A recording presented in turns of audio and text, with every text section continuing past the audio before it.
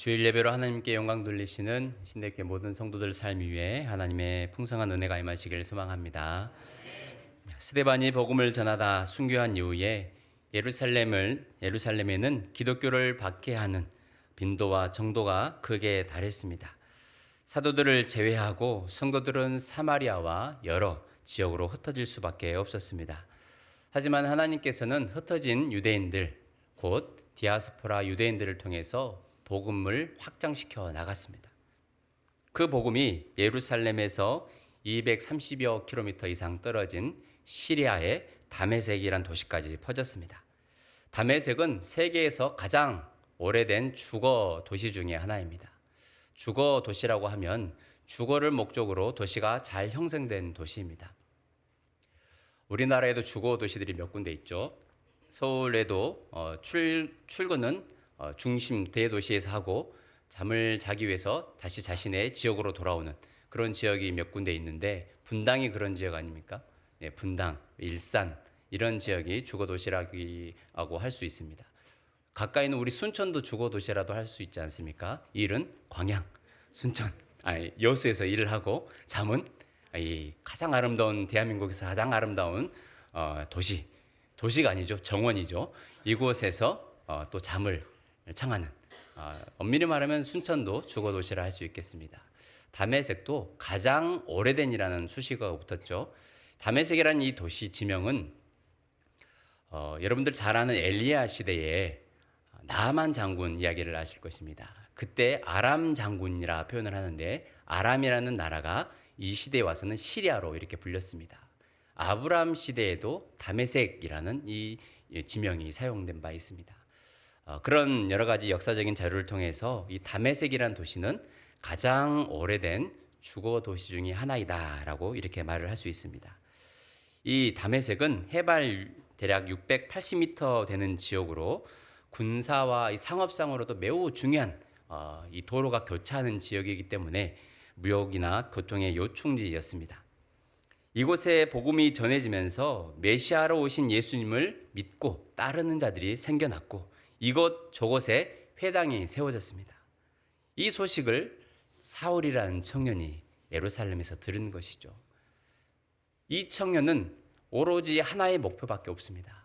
예수의 도를 따르는 자들을 잡아오게 가두는 일, 그들을 핍박하고 박해하는 일, 오로지 한 가지 목표만을 위해서 달려가는 청년이 있었습니다. 이 사울이라는 청년은 예수의 도를 따르는 자들을 가두는 것에 혈안이 되어 있었기 때문에 이제는 공권력의 힘으로 이들을 잡아넣기 위해서 대제사장으로 가게 됩니다. 이 내용이 본문 1절과 2절 말씀에 나와 있습니다. 우리 9장 1절로 2절 말씀 함께 읽겠습니다. 사울이 주의 제자들에 대하여 여전히 위협과 살기가 등등하여 대제사장에게 가서 다메섹 여러 회당에 가져갈 공문을 청하니 이는 만일 그 도를 따르는 사람을 만나면 남녀를 막론하고 결박하여 예루살렘으로 잡아오려 함이라. 아멘. 말씀을 보면 사울의 눈에는 살기가 가득했습니다. 좀 더 드라마틱한 묘사를 한다면 살기 가득한 눈빛과 그 주변에서 풍기는 검은 아우라, 주변에 있는 사람마저 오싹하게 만들 정도로 그는 그리스도의 예수의 도를 따르는 자들에게 초점이 맞춰져 있었습니다. 결국 공문을 받아낸 사울은 일행들과 함께 다메섹으로 향했습니다. 결코 쉽지 않은 여정입니다. 그냥 여기 금당에서 조례동 가는 그런 거리가 아닙니다. 아까 몇 킬로미터 떨어졌다고 했죠? 230여 킬로미터. 날수로 따진다면 6일, 7일 혹은 그 이상이 걸릴 수도 있는 그런 거리입니다. 거리뿐만 아니라 사울이 지금 머물고 있는 예루살렘은 해발 750m 정도 됩니다. 다메섹은 약 680m 정도 됩니다. 그럼 별로 차이 안 나는 것 같죠? 여기서 여기로 이동하는 것 같죠? 그렇지 않습니다. 예루살렘에서 다메섹으로 가려면 해 수면보다 낮은 200m, 300m 낮은 이 지역을 지나가야 합니다. 갈릴리와 여러 지역을 지나가야 했습니다. 그렇기 때문에 산과 계곡, 험한 오르막과 내리막이 반복되는 고된 일정이었습니다. 하지만 그 길을 사울은 의기양양하게 걸어 나아갔습니다. 그러나 그 길 위에서 뜻밖의 분을 만나게 됐죠. 우리 3절 말씀 함께 읽겠습니다. 사울이 길을 가다가 다메섹에 가까이 이르더니 호련히 하늘로부터 빛이 그를 둘러 비추는지라. 호련히라는 것은 예상치 못한 순간에라는 것이죠. 부활하신 주님께서 사울을 만났는데 강력한 빛으로 사울을 이렇게 둘러싸이게 됩니다. 이 본문을 읽으면서 질문이 하나 생깁니다. 주님, 너무 늦었습니다. 아닙니까? 주님 예루살렘에 박해가 심해져서 성도들이 옥에 갇히기 전에, 흩어져서 살기 전에 나타나셨어야지요. 이런 말씀을 읽으면서 그런 질문이 생기죠. 당연히 여러분과 저는 그런 질문이 생길 거라고 생각합니다. 아니요, 그 이전에 스데반이 돌에 맞아 순교하기 전에 나타나셨어야죠. 라는 이 지극히 인간적인 질문입니다. 여러분 어떻게 생각하십니까? 당연히 그냥 다메섹 도상에서 부활하신 주님이 사울을 만났나 보다 라고만 생각하면 그것도 은혜이지만 더 깊이 말씀을 읽다 보면 그 질문이 생길 수밖에 없습니다. 그게 곧 우리 삶의 현장에서 살아가는, 그리고 우리가 던지는 질문과도 같습니다. 우리는 이렇게 질문하죠. 왜 주님 항상 늦으십니까? 왜 제가 원하는 타이밍이 아니라 늦은 시간에, 늦은 타이밍에, 적절한 때가 아닌 그 시기에 나타나십니까? 라고 우리가 질문을 할 때가 있습니다. 주님이 사역하시는 현장을 보면 항상 주님은 늦으십니다. 지각생입니까? 한번 볼까요? 갈릴리 바다에서 제자들이 풍랑을 만날 때 주님이 늦었습니다. 풍랑을 만나기 전에 나타나셨으면 좋잖아요. 마태복음 14장 말씀에 보면 밤 4경에 주님께서 풍랑으로 인해서 곧 죽게 된 제자들에게 나타나십니다. 사경이라고 한다면 언어 유희라고 할 수 있지만 우리가 사경을 헤매다 이런 표현을 하긴 하지만, 사경이라는 것은 가장 어두운 시간대입니다. 4시부터 6시 사이. 이미 피곤해 지쳐 있고 가장 칠흑 같은 어두움을 보내는 그 시간에 풍랑을 만난 제자들에게 예수님이 나타나신 거죠. 예수님이 늦어서 제자들은 죽을 뻔했습니다. 사랑하시던 나사로의 죽음은 어떻습니까? 요한복음 11장 말씀에 보면 죽기 전에 오셨어야 했는데 이미 죽은 지 나흘이나 되어 썩어 냄새가 나도록 예수님은 나타나지 않으셨습니다. 예수님은 항상 늦게 나타나시고 우리에게 관심이 없는 분입니까? 그런데 예수님의 사역은 말씀을 읽다 보면 이렇게 자주 등장하는 것을 보게 됩니다. 문제가 터지기 일보 직전에, 혹은 문제가 터지고 나서, 더 심한 경우에는 인간의 방법으로 손을 쓸 수 없을 때 예수님은 나타나십니다. 이쯤 되면 하나님이 일하시는 방식을 이해할 수 있으시겠죠. 제자들 앞에서 풍랑을 잔잔케 하신 후에 제자들이 뭐라고 고백한 줄 아십니까?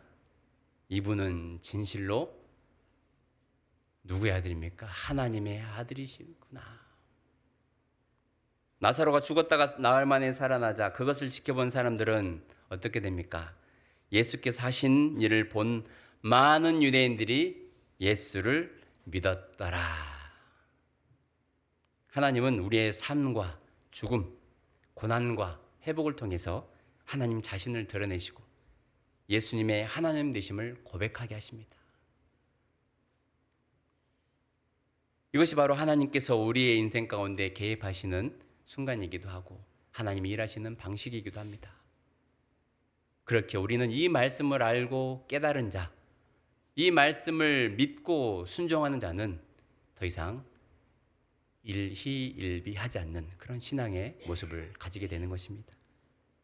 다시 부활하신 주님을 만난 사울의 이야기로 돌아가겠습니다. 4절로 6절 말씀까지 읽겠습니다. 땅에 엎드러져 들음에 소리가 있어 이르시되 사울아 사울아 내가 어찌하여 나를 박해하느냐 하시거늘 대답하되 주여 누구시니까 이르시되 나는 내가 박해하는 예수라. 너는 일어나 시내로 들어가라. 내가 행할 것을 내게 이를 자가 있느니라 하시니. 아멘.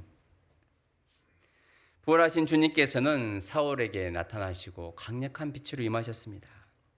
사울은 그만 그 자리에서 고꾸라졌습니다. 사울은 부활하신 주님의 도를 따르는 자들은 모두 죽어 마땅한 자로 여겼습니다. 그들을 핍박하며 박해하였습니다. 그런데 주님께서는 사울에게 나타나셔서 첫 번째로 하신 말씀이 뭔지 아십니까? 사울아, 사울아, 내가 어찌하여 나를 박해하느냐? 이 예수님의 말씀에는 엄청난 복음의 메시지가 담겨져 있습니다. 우리가 주님을 믿게 되는 순간 주님과 우리는 하나입니다. 주님이 우리 안에 거하시고 우리도 주님 안에 거하게 됩니다. 주님께서는 교회의 머리가 되시고 성도들은 주님의 각 지체로 살아가게 됩니다. 이것을 그리스도와의 연합이라 표현을 합니다.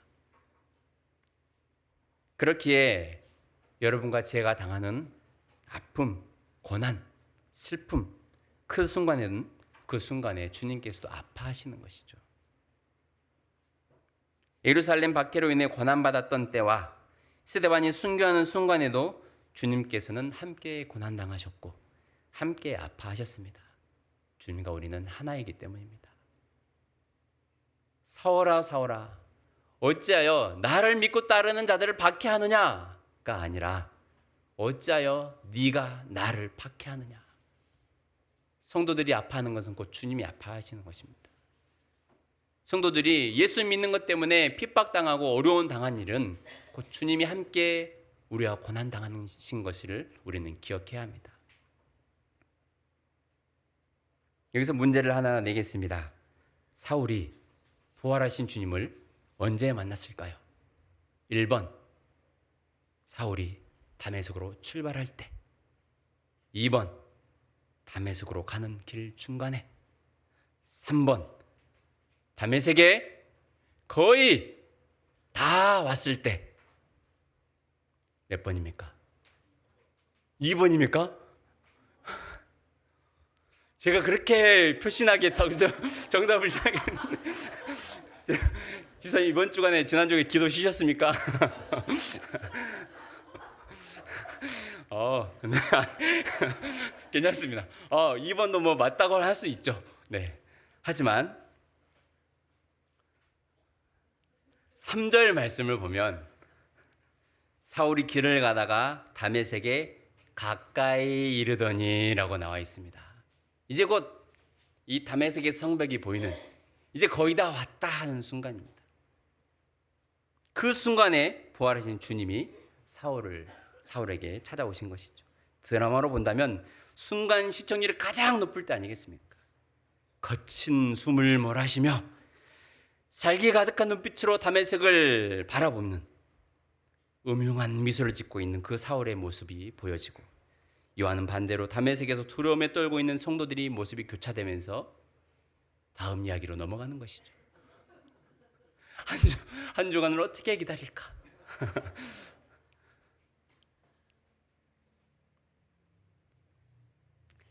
다메섹에 사는 성도들도 알았습니다. 사울이 공문을 받고 온다는 사실을요. 14절 말씀에 그런 말씀이 있는데요. 다음 주에 좀 더 자세하게 사울이 예수님을 만난 이후의 삶을 나누겠지만 14절 말씀을 보면 이렇게 되어 있습니다. 여기서도 주의 이름을 부르는 모든 사람을 결박할 권한을 대제사장들에게서 받았나이다 하거늘 나와 있습니다. 그 멀리 떨어진 곳에서도 그 사울의 그 검은 아우라가, 그 살기 가득한 눈빛이 이 성도들을 향해 비추고 있었던 것입니다. 성도들은 숨죽이며 이제 곧 들이닥칠 일에 대한 두려움으로 안절부절 못하는 바로 그때에 주님이 빛으로 찾아오셨습니다. 참 하나님의 타이밍은 알 수 없죠. 그렇게 더 기대가 되고 기도가 나옵니다. 그 간절함으로 인해서 우리가 신앙이 성장하는 것이거든요. 하나님이 미리 다 사전에 위험 요소를 제거해버리면 우리는 하나님 없이는 살 수 없지만 아주 어린아이 신앙처럼 성장하지 않는 신앙이 될 것입니다. 조그마한 어려움에도 탁 쓰러지고, 조그마한 위기의 순간에도 우리의 인생에 어떤 극단적인 선택을 하기도 하고, 믿음의 길로 나아가야 하지만 매번 넘어지면서 한 발짝도 못 나아가는 그런 신앙이 될지도 모릅니다. 때로는 하나님은 이렇게 극적인 타이밍까지 기다리셨다가 우리가 간절하게 하나님의 일하심을 기대하고 기도하는 우리를 하나님이 원하고 계실지도 모릅니다. 우리의 문제를 해결해 주실 때도 그렇지만 한 인생을 복음으로 변화시킬 때도 그렇습니다. 우리 주변에 사울처럼 이 불신앙, 불순종의 길을 걸어가고 있는 사람들이 있습니다. 자신의 길을 걸어가는 사람이죠. 사울은 지금 다메섹으로 가는 길이 자신의 길이었습니다. 자신이 원하는 길이었고 그게 맞다고 생각하는 옳은 길이라 자기는 생각을 했습니다. 우리 주변에도 그런 사람들 있죠. 아무리 복음을 전하고 외쳐대도 자신이 옳다고 끝까지 주장합니다. 내가 가는 길이 맞다고. 당신은 내 인생에 끼어들지 말라고. 복음을 전하지 말라고. 그런 이상한 소리 하지 말라고. 연약한 사람들이나 마음 약한 사람들이 종교를 갖는 것이지 나는 종교 없이도 내 길을 잘 갈 수 있는 사람이다 라고 주장하는 그런 사람들이 있습니다. 만왕의 왕 되신 예수님을 온전히 섬기지 않고 믿음의 길을 가지 않는 자들을 볼 때면 우리의 마음이 답답해지죠. 그러면서 우리는 이렇게 질문합니다. 주님, 언제까지 기다려야 됩니까? 때로는 그 대상이 내 남편이 될 수가 있고 내 아내가 될 수도 있습니다. 그리고 자녀가 될 수 있죠. 혹은 내가 간절한 마음으로 품고 기도하는 전도 대상자일 수도 있습니다. 그들의 삶을 바라보면 이상하게도 자신 마음대로 자신의 길을 걸어가는데도 계획한 대로 잘 걸어가고 직장도 잘 들어가고 돈도 잘 벌고 사람들에게도 인정받고 적당하게 인생을 즐기며 잘 살아가는 그들을 바라볼 때 주님, 언제까지 기다려야 됩니까? 저 영혼 언제 철들어서 제대로 예배 생활하고 신앙생활하고 주님께 붙들림마 되어 살아갈까요? 주님이 가신 길, 예수의 길이 아닌 자신의 길을 잘 걸어가는 사람들을 보면서 우리는 낙심할 때가 있습니다. 그만두고 싶은 생각이 있을 것입니다. 포기하고 내려놓고 싶은 그런 생각도 들 것입니다. 하지만 우리는 그들을 위해서 이렇게 기도해야 합니다. 주님, 비록 저 영혼이 자신이 원하는 길을 가고 있지만 그 길 위에서 주님이 만나주세요. 주님이 만나주실 줄로 믿습니다. 사울처럼 주님 앞에 엎드려 주님을 인정하고 자신의 길이 아닌 믿음의 길로 걸어가는 인생이 되게 해 주십시오. 예수님을 이렇게 만나서 변화된 사람 중에 신앙생활 하는 사람 중에 두 가지의 유형이 있죠. 디모데 형이 있고 바울 형이 있습니다. 디모데 형은 그냥 모태신앙이라고 보시면 됩니다. 바울 형은 모태신앙이 아니라 나중에 결정적인 순간에 회심하여서 예수님을 믿는 사람을 의미합니다. 바울처럼 이 사울, 지금 이제 나중에 헬라식 이름으로 바울로 이제 변화가 되는데 이 사울처럼 시기에 하나님을 만난 경우는 극히 드뭅니다. 얼마나 시기에 만난 줄 아십니까? 눈이 멀어버렸습니다. 오늘 나오죠. 8절과 9절 말씀해 보죠. 눈이 멀어 아무것도 안 보입니다. 이전에는 자신의 길을 걸어갈 때는 사람들을 끌어다가 자신이 오게 가두는 그런 사람이었습니다. 그런데 부활하신 주님을 만나고 나서 강한 빛으로 예수님을 만나고 나서는 사람들이 끌려서 다메섹으로 가거든요. 사흘 동안 아무것도 먹지도 못하고 마시지도 못하는 철저히 자신을 비우는 그런 시간을 갖게 됩니다. 신앙생활을 하고 신학교에 이렇게 입학하신 분들 가운데 그런 분들이 계십니다. 끝까지 버티다가 하나님을 시기에 만나가지고 신학교 늦게 들어오신 분들이 간혹 계십니다. 청년 시절 때부터 서원하고 부르심을 받아서 목회자가 돼야겠다, 주의 길을 가야겠다라고 결심했지만 여러 상황상 직장의 생활을 하시다가 여기서 맞고 저기서 맞고 도저히 살아갈 숨구멍이 없어서 신학교 왔다라고 이제 고백하신 분들, 신학교 대학원, 제가 신학 대학원 입학해서 OT 할 때 원 이렇게 둘러 앉아서 자신의 삶의 이야기를 하는데 눈물 없이는 들을 수 없는 인생의 스토리. 쫄딱 망해서 오신 분들도 계시고요. 잘 나가다가 모든 재산도 가족도 다 이렇게 어려움 겪고 그런 순간에 주님의 부르심에 응답해서 오신 분들도 있고요. 우리가 신앙생활을 한다는 것은 당하도 되지 않아, 겪지 않아도 될 고난을 피하는 방법은 매 순간 순종하는 길입니다. 이제 사울은 특별히 하나님의 이방인을 위한 그릇으로 택함을 받았기 때문에 이렇게 극적인 순간에 하나님을 시게 만났지만 우리가 매 순간 하나님 앞에 순종하며 나아가면 겪지 않아도 될 어려움을 피할 수가 있습니다. 회심이라고 하는 것은요, 이렇게 예수님을 한 번 만나고 내가 예수를 믿지 않다가 예수님을 믿는 그 순간에 한 번의 회심이 일어나고요, 매 순간 회심이 일어나야 됩니다.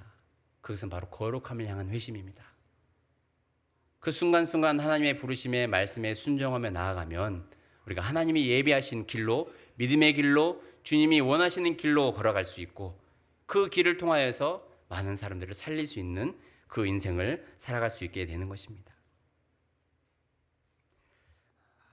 오늘 이 말씀을 통해서 우리는 기도해야 됩니다. 두 가지 기도인데요.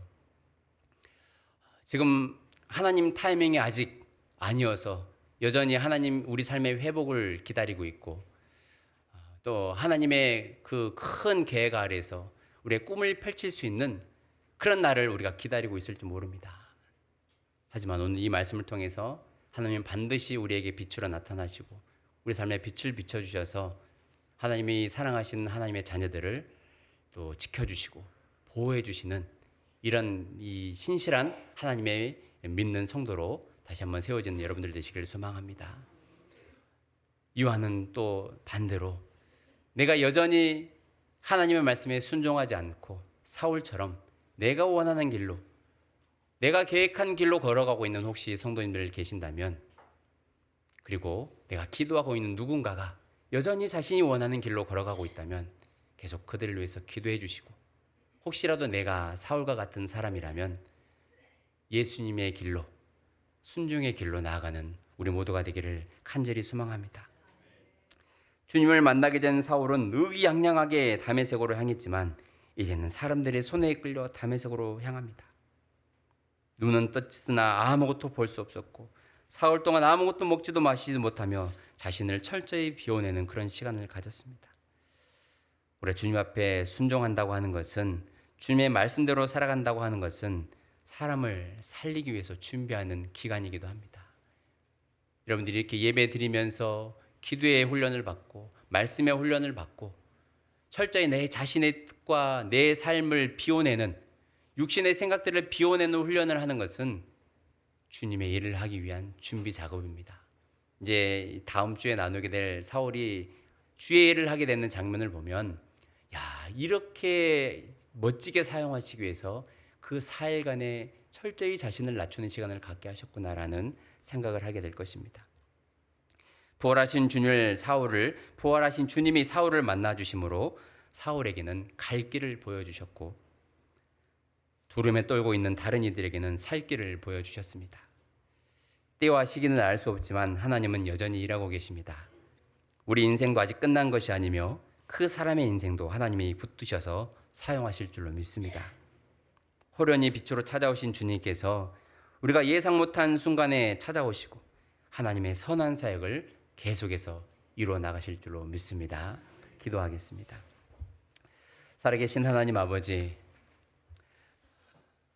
부활하신 주님께서 사울을 만나주시는 이 다메섹 도상의 사건을 통하여서 우리의 믿음과 우리의 신앙과 우리의 삶을 다시 한번 돌아봅니다. 주님 왜 그때 나타나지 않으셨습니까? 라고 우리가 질문하지만 주님은 그 일을 통하여서도 하나님의 일을 이루어 가시며 복음의 사역을 확장시켜 나간다는 사실을 우리가 깨닫습니다. 주여, 부족한 우리의 삶을 통하여 하나님 일하여 주옵소서. 혹시라도 자신의 길을 걸어가고 있는 무지하고 연약한 자들이 있다면 하나님 그들을 만나 주셔서 바른 길, 믿음의 길, 의의 길로 걸어갈 수 있도록 주여 도와주옵소서. 감사합니다. 오늘 말씀대로 선포한 대로 이루어지는 역사가 일어나게 하여 주옵소서. 예수님의 이름으로 기도합니다.